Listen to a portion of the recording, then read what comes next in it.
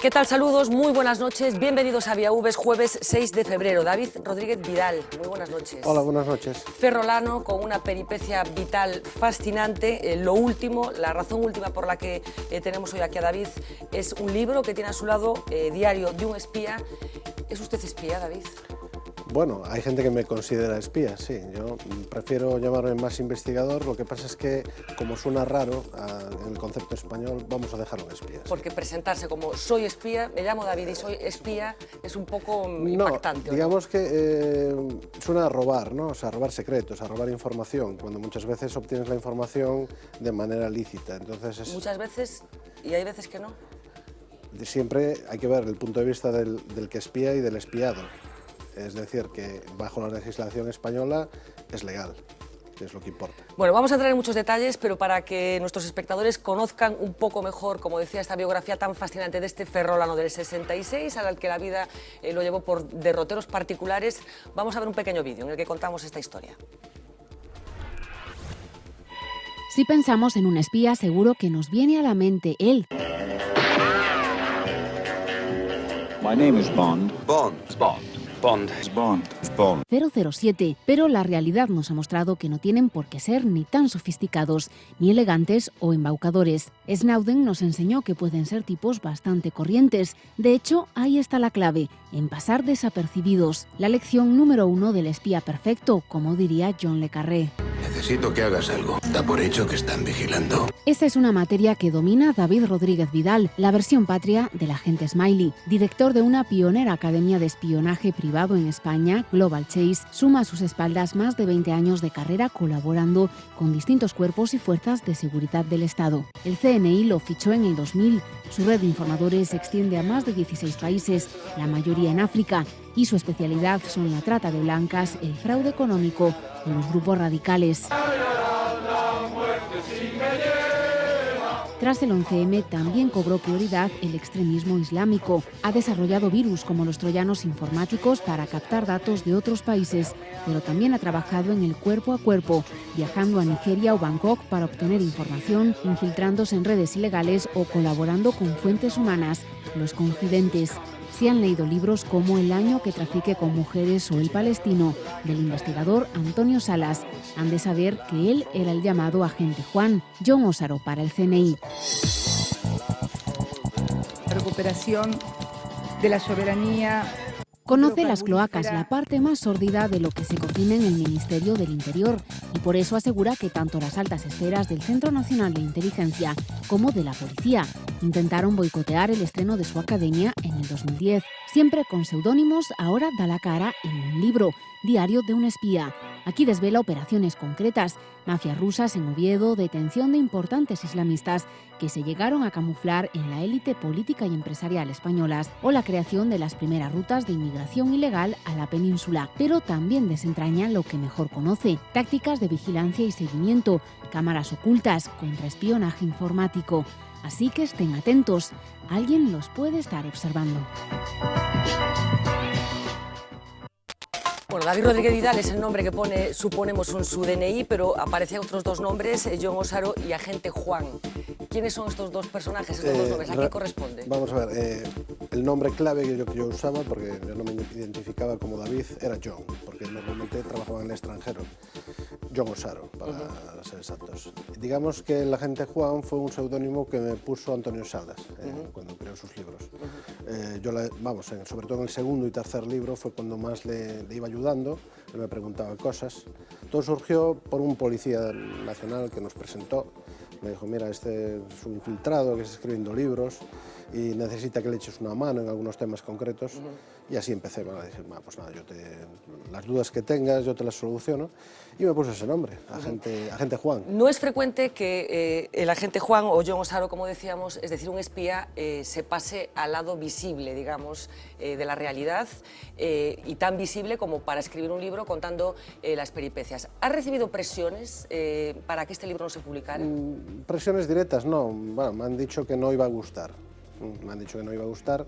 Pero bueno, como tampoco desvelo algo que cause problemas, por así decirlo, vamos, no creo que haya nada especial en ese sentido. ¿Te guardas cosas? ¿Hay cosas que no Sí, puedes por contar? supuesto, existen muchas cosas, sobre todo cosas que desvelen métodos operativos o bueno, digamos, informadores concretos, lugares concretos. Hay mucho material, evidentemente, que no se puede contar. Lo que se puede contar, pues, es educar un poco a la gente, ¿no? Decir en qué consiste un servicio de inteligencia y contar anécdotas, que no...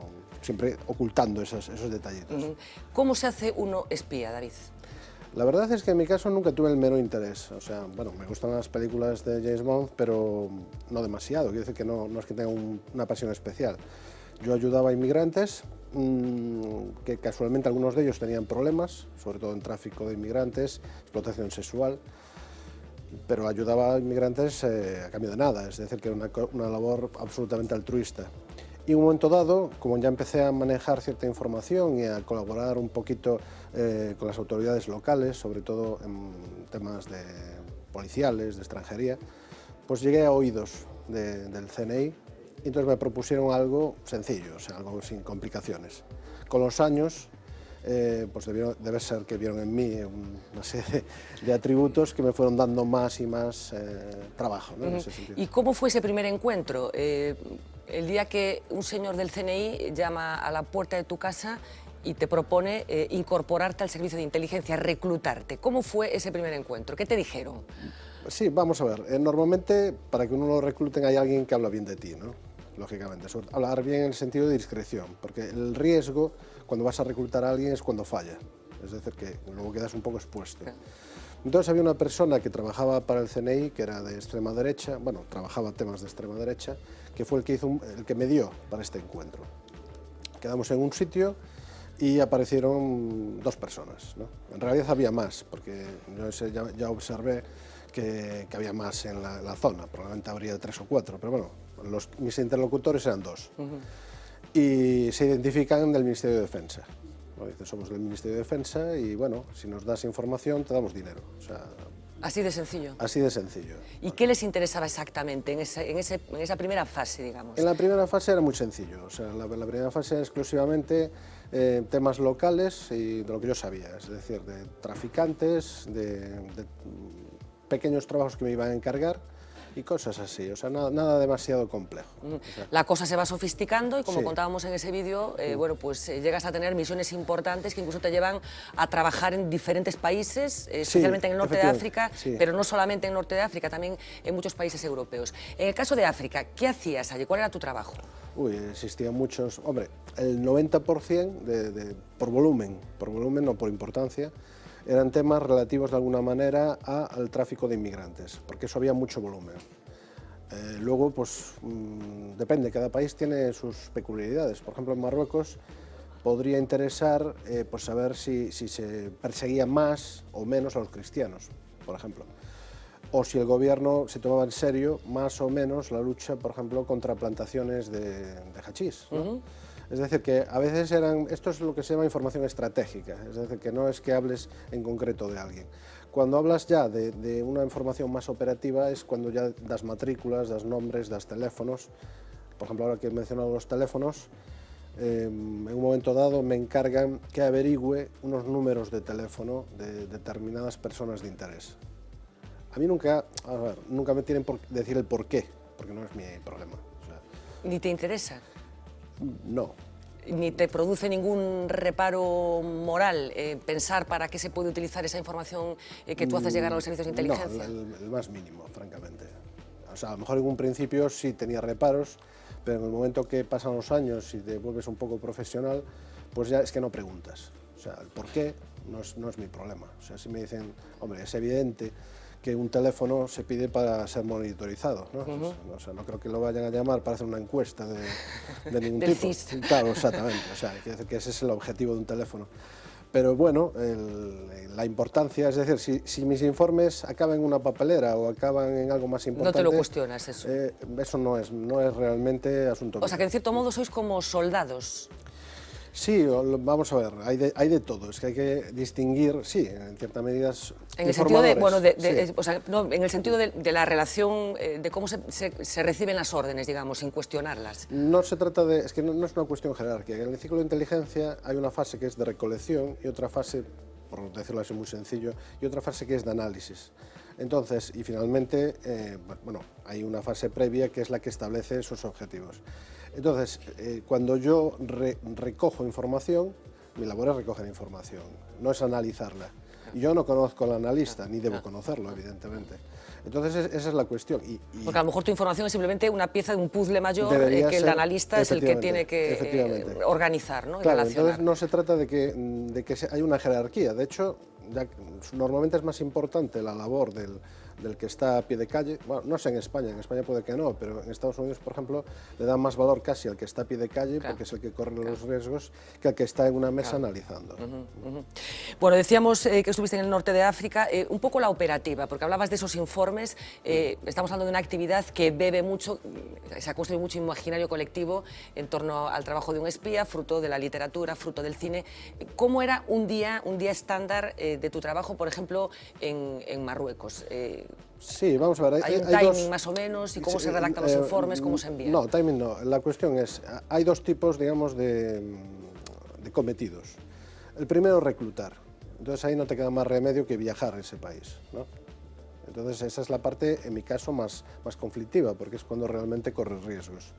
Una vez viajas a ese país y ya reclutas, yo nunca he permanecido más de una semana, 10 días, porque si empiezas a hacer muchas preguntas... empiezas a levantar sospechas. Entonces es mejor que ya cuando tengas más o menos el trabajo hecho, desaparezcas, o sea, te vas de allí y ya está. O sea, entonces allí quedan los informadores, ¿no? Que van a ser los que me van a suministrar la información de forma constante. El timing depende del valor de la información, es decir, si va a salir un barco, si van a saltar la valla de Melilla o de Ceuta, pues es algo que tiene que ser en ese momento preciso. Claro. Y si es una cuestión ya más estratégica, más a largo plazo, pues que lo emitan cuando puedan, ¿no? O sea, a lo mejor la matrícula de un coche es algo que puede ser hoy o puede ser mañana, eso no tiene importancia. ¿Cuáles han de ser las cualidades de un espía? Porque supongo que no todo el mundo vale para hacer ese trabajo. ¿Qué cualidades hay que reunir? Bueno, hay dos partes. La primera es, digamos, el nivel de compromiso y sobre todo de discreción. Es evidente que no puedes...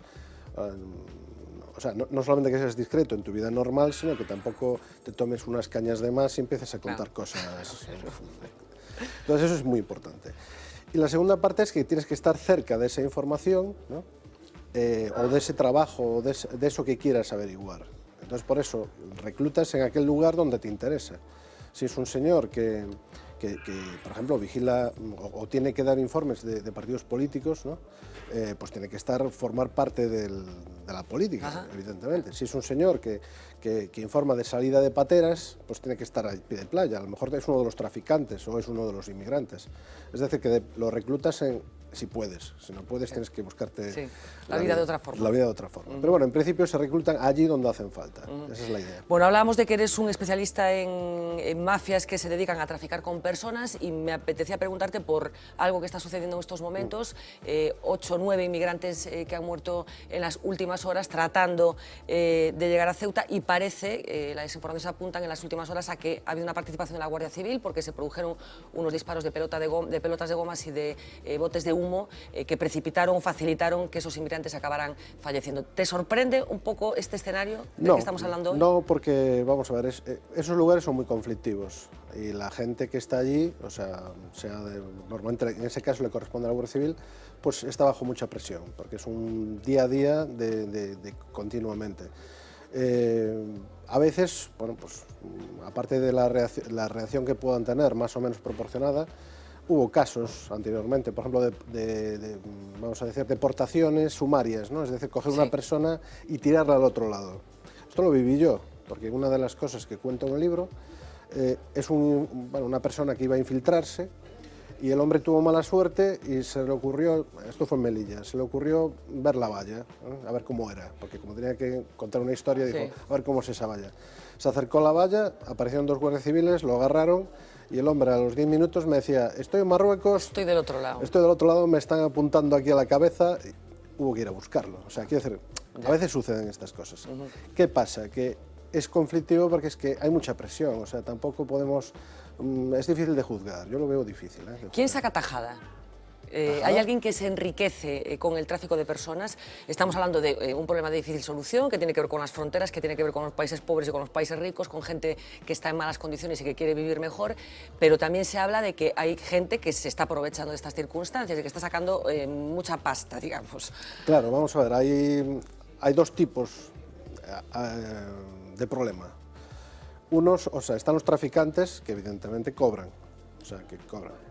Pero los asaltos, por ejemplo, a Ceuta y a Melilla, no son parte de los traficantes. O sea, los traficantes no están detrás, por mucho que se nos quiera hacer ver, esos son desesperados. Es decir, que ahí no se puede hablar de que haya una persona que realmente se beneficie. ¿Por qué? Porque el traficante tiene otros métodos. Lo oculta en un vehículo, organiza una patera, en fin, ese sí cobra 2.000 euros, 3.000 euros, en fin, ese gana mucho dinero. Pero esto no es parte de un traficante. Esto es la gente Esto es una reacción espontánea de gente que a la desesperada trata de pasarse al otro lado. Es cierto que existen líderes, o sea, quiero decir que allí en los montes vecinos hay líderes de inmigrantes que se organizan, eso es cierto, pero no... Las grandes mafias tienen otras formas de comportarse. Exactamente, no hay una compensación ¿no? económica. David, ¿cuál es el encargo más desagradable que has aceptado? La verdad es que como encargo yo no podría decirte cuál es el más desagradable. Sí podría decirte que algunos son más difíciles que otros de ejecutar y sobre todo cuando existe un componente humano detrás del encargo, porque mi función es obtener la información. ¿Qué pasa? Que cuando tienes que escuchar una historia, a lo mejor con una pérdida de vidas humanas, ¿no?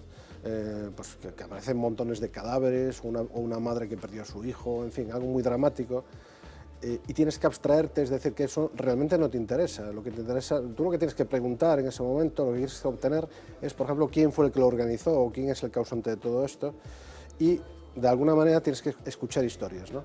Y eso afecta, Entonces, pero como encargo, no tenía problemas en ese sentido. Bueno, parece que estamos en la edad de oro del espionaje, me decías que es un poco cómo resumes tú los tiempos en los que estamos viviendo, supongo como consecuencia de las tecnologías. Tú eres informático también, especialista en este tipo de asuntos, supongo que hoy es más fácil espiar que nunca. Es muchísimo más fácil, o sea, más fácil no, muchísimo más fácil. En estos momentos el problema es el exceso de información. Es organizar esa información, ¿no? Claro, es decir, es muy fácil espiar. La gente se le convence de que instale una aplicación en el móvil y eso ya está. No hace falta entrar en las casas para poner micrófonos, así de sencillo. Y los sistemas automatizados, sean satélites, sean antenas, recogen no miles, sino millones de datos. Porque, por ejemplo, el director del CNI dijo que se pinchaban al año del orden de 1000 teléfonos, ¿no? Más o menos. Sí. Bien, estos 1000 teléfonos son autorizaciones judiciales dentro de España. Esto no quiere decir que en el norte de África o en Afganistán o en Mali haya antenas o haya satélites que recojan millones de datos sin control judicial, evidentemente, porque ahí tienen todo barra libre por completo. Entonces, el problema de escribar es filtrar esa información, encontrar aquello que realmente interesa. Hemos visto espionajes confirmados de líderes, de políticos mundiales, de un sitio a otro. Angela Merkel, por ejemplo. ¿Te sorprendió a ti esto? ¿Tú eres consciente de que los espionajes a personas que toman decisiones y que son importantes son habituales desde hace tiempo? Desde hace unos 40 años aproximadamente. Es decir, que fue cuando se creó la red Echelon, debió ser más o menos, pues sí, unos 40 años, ya se espiaba de aquella. Es decir, que ahora simplemente ha trascendido, ¿no? El problema puede ser que a lo mejor quedan en evidencia ciertos servicios de inteligencia ante estas informaciones, porque todo el mundo lo sabía. De hecho, el consejo a cualquier político por parte de un servicio de inteligencia es que no hable por teléfono. Pero el hecho de que trascienda, de que nos hayamos enterado todos de que se producen estos espionajes masivos, ¿no es en cierto un fracaso de los sistemas de inteligencia? El hecho de que lo sepamos, que está sucediendo, ¿o no?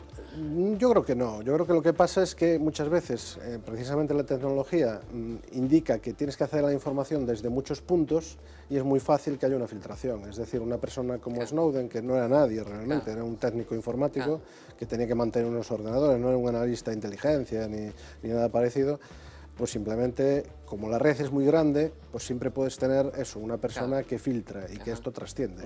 Pero que trasciende, vamos, es que es inaudito que los espías espíen. Va en su ADN. Es que esa es la lógica. O sea, un servicio de espionaje que no espíe, es que no le veo la utilidad, francamente, no le veo ninguna utilidad. Hablabas de Snowden. ¿Qué te parece a ti la figura de este chico, de este chaval, que es un crío? Bueno, yo creo que, supongo que tendrá un gran componente de idealismo. A mí me parece entretenido lo que ha hecho, porque nos permite hablar sobre el tema. A veces no podemos y esto nos permite sacar cosas, decir cómo funciona el espionaje americano, cómo funciona la NSA y todo esto. Pero yo nunca le he visto nada especial, es decir, no veo realmente, no entiendo por qué los periodistas le dan tanta importancia o por qué la gente no sabía antes que realmente esto ocurría, porque es evidente que lo que habla un político, sobre todo si es Rajoy o si es Angela Merkel, es importante, porque quieres saber lo que va a decir en la cumbre o lo que piensa realmente, o, en fin, a otro servicio de inteligencia sí le interesa saber lo que está pensando, y eso se ha espiado siempre. ¿Qué país espía mejor? El que tiene más medios, evidentemente. ¿Y sigue siendo Estados Unidos? Y sus aliados. Y sus aliados. Realmente es que no hay una gran diferencia entre Estados Unidos, digamos los 5 ojos, ¿no? O sea, lo que es Inglaterra, lo que es Australia, porque comparten no solo financiación, medios técnicos, las redes satélites. Hombre, lo dirige todo Estados Unidos porque tiene más satélites, tiene más medios y más dinero, evidentemente, pero ahí comparten información. O sea, no hay una diferenciación realmente. Solemos referirnos a los servicios de inteligencia como las cloacas del Estado, que no sé si es una expresión que a ti te molesta o que realmente tú, que has estado en ellas, se ajusta a lo que sucede. Yo creo que no, porque vamos a ver, existe una etapa predemocrática, ¿no? Donde no hay control. Y esto ocurre en muchos países. Entonces sí podemos hablar de cloacas cuando realmente no existe ningún control. Pero ahora mismo está establecido. Otra cosa es que se pasen o no se pasen a la hora de recoger esa información, pero se supone que lo hacen por un buen fin, ¿no? Se supone, pero ¿no se le puede dar apariencia de legalidad para seguir haciendo lo mismo que se hacía antes sin control? Es difícil, porque al fin y al cabo queda registrado, es decir, si has utilizado un maletín para un determinado pinchazo que no estabas autorizado o si has extraído una información, se supone que queda registrado en un sitio, entonces siempre se puede volver atrás y ver si se ha sobrepasado. Eso es lo que ocurrió en Estados Unidos, ¿no? Dicen, a ver, ¿nos hemos sobrepasado en la captura de información o no? Entonces yo no hablaría de cloacas. Hay otros sistemas menos democráticos que no están controlados, donde un espía puede hacer lo que quiera, pero no creo que sea el caso hoy en día. En cualquier caso, ¿nos asustaríamos si supiéramos exactamente a qué se dedican los servicios de inteligencia?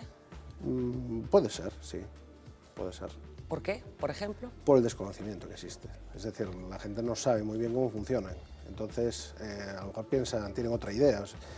Yo me doy cuenta porque la gente piensa, por las preguntas que hacen, ¿no?, que se dedican a luchar contra el crimen, cuando no es cierto. Yo qué sé, que tienen confidentes, cuando no es cierto, no existen. No sé, o sea, quiero decir que los conceptos son muy erróneos. Entonces, imagino que la gente, en un principio, se sorprendería, por lo menos se sorprendería. Si se asusta o no, ya depende de cada uno. Bueno, estamos asistiendo esta temporada, bueno, a la investigación judicial de operaciones contra la corrupción masivas que implican el pinchazo telefónico de muchos cargos públicos. ¿Cómo funciona un poco este sistema de pinchar a los políticos o a quien el juez determine? Claro, es que por eso te decía yo que, por ejemplo, eso es algo que un servicio de inteligencia no hace. O sea, para que veas la diferencia. Puede hacerlo un sistema policial, pero no es su objetivo. ¿Cómo funciona? Bueno, pues básicamente hace falta la orden judicial. Ese es el punto sin el cual ya no se puede seguir adelante. Digamos que el que pide la autorización con esa orden judicial se lo comunica a la empresa de telefonía. La empresa de telefonía le dan también un slot, es decir, un código, que lo que hace es, con ese número de teléfono y ese código, enlaza ese teléfono a un servidor, que es el SITEL. Entonces, todo lo que pase por ese teléfono, absolutamente todo, sea fijo o sea ADSL, absolutamente todo, se va al servidor del SITEL. Entonces luego el funcionario accede a ese servidor y recoge no toda la información que le ha llegado, sino una parte de esa información. En concreto, voz, es decir, las llamadas tienen una carpetita con los ficheros y los SMS. Esto hay que diferenciarlo porque un servicio de inteligencia... Claro, ¿cuál es el procedimiento? Un servicio de inteligencia que también pincha teléfonos, dentro de España es igual.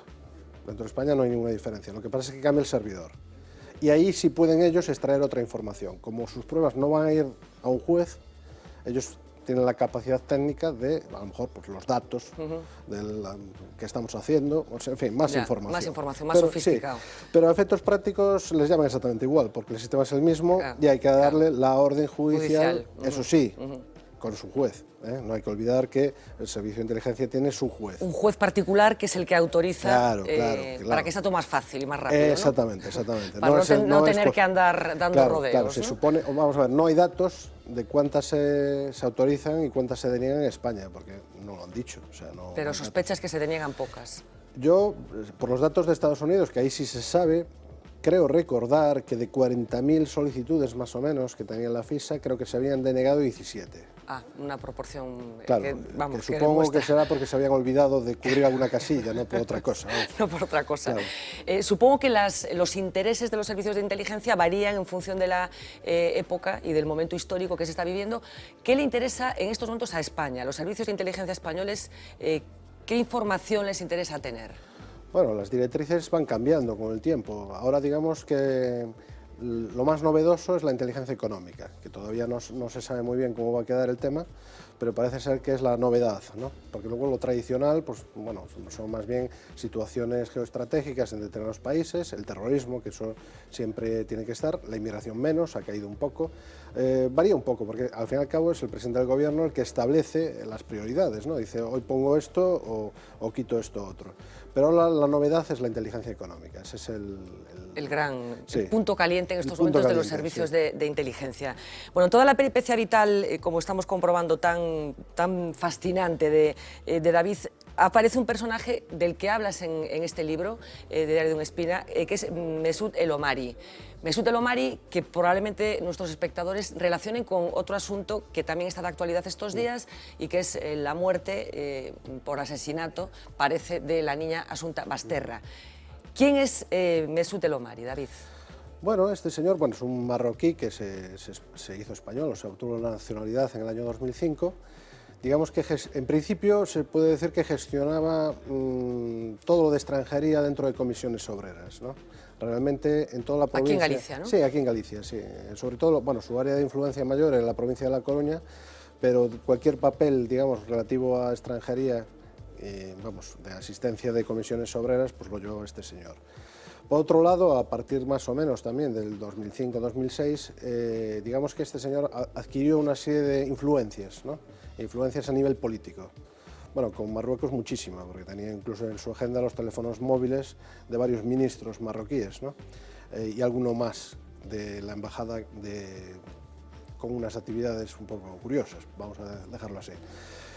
El caso es que este señor, pues parece ser no, ahora ya está condenado, aunque lo ha recurrido al Supremo, que hacía negocios por su cuenta y traía inmigrantes, cobrando más o menos 5.000, 6.000 euros a cada uno de estos inmigrantes. Entonces está en un juicio, yo estaba siguiendo ese juicio, la sorpresa fue que este señor aparece como amigo íntimo de Porto, ¿no? Entonces, de Rosario Porto. Exactamente, es decir, que aparecía allí en el... Porque Rosario Porto tiene una vinculación con Marruecos que no acaba de estar exactamente clara y que introduce a Rosario Porto, se supone Marruecos, es este hombre. Yo creo que es más bien este hombre lo que hacía era un poco de conseguidor, ¿no? Es decir, que por lo menos en lo que refiere a ese caso, es decir, la historia era que se compraron unos inmuebles, parece, entre un señor que es de aquí, de La Coruña, un empresario coruñés, y el que luego sería el amante de Rosario Porto, ¿no?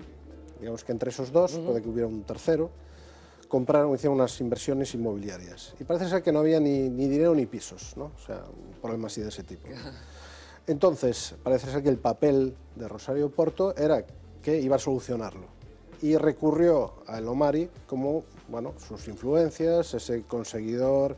Para y deshacer esos problemas para con los deshacer que, esos con los que problemas, se fueron claro. encontrando. En fin, increíble, una historia alucinante. Por cierto, ¿qué película refleja mejor, hablábamos de un clásico 007, pero la literatura y el cine de espías bueno, ha crecido exponencialmente con series, por ejemplo, una de las últimas, Homeland, que no sé si has seguido. ¿Qué película o qué serie refleja mejor vuestro trabajo, David? Bueno, el mío por lo menos yo diría una serie que yo no sé si aquí se estrenó o no, que se llama Rubicon. No sé si se va a estrenar en No España. la conozco. Pero que es un poco de cómo funciona el mundo de la inteligencia, creo que es el más serio, el más apropiado. La de Homeland también, pero bueno, siempre ya es más estilo americano, ¿no? O sea, ya le dan un poquito de... Porque eso de los agentes dobles existe también. Sí, o sea, por supuesto, hay sí, espías sí, que trabajan para los dos ganan lados, mucho ¿no? más, sí, eso está bien porque cobran de dos lados. El problema es cuando te pillan, porque quedas mal con los Bueno, dos. cuando te pillan siempre es complicado, ¿eh? O sea, siempre es un Mejor problema que no te complicado, pillen. aunque no seas agente doble. Quiero decir que cuando te pillan haciendo una actividad que no es... Hombre, depende. Porque sí. está bordeando siempre la legalidad, la actividad de un espía. No, vamos a ver, el problema, vamos a ponernos en el caso del CNI español. El CNI español, cuando va a Marruecos o va a Mali, Está inmiscuyéndose en... evidentemente, o sea, sigue la ley española, pero no sigue la ley de su país. Es decir, y lo mismo si el presidente de Estados Unidos ordena un asesinato en La Coruña, pues es evidente que de acuerdo a la ley americana, pues será legal, pero a la nuestra no. O sea, siempre está Siempre hay esa un conflicto de dualidad. intereses Claro. entre el país que espía y el país espiado. Exactamente, digamos, ¿no? exactamente. Pues David Rodríguez Vidal, John Osaro, muchísimas gracias por acompañarnos Gracias esta a noche. vosotros. Ese libro recién calentito que cuenta historias fascinantes, Diario de un espía. Muchísimas gracias por acompañarnos esta noche. Gracias de a verdad. vosotros. Gracias. Buenas noches. Vamos a hacer una pequeña pausa de publicidad. A la vuelta vamos a hablar de política, vamos a hablar de la operación Pokémon y vamos a recibir aquí en el plató de Vía V a una de las personas imputadas por la juez Pilar de Lara, Julio Flores, la mano derecha de Carlos Negreira en el Ayuntamiento de A Coruña. Hasta ahora mismo.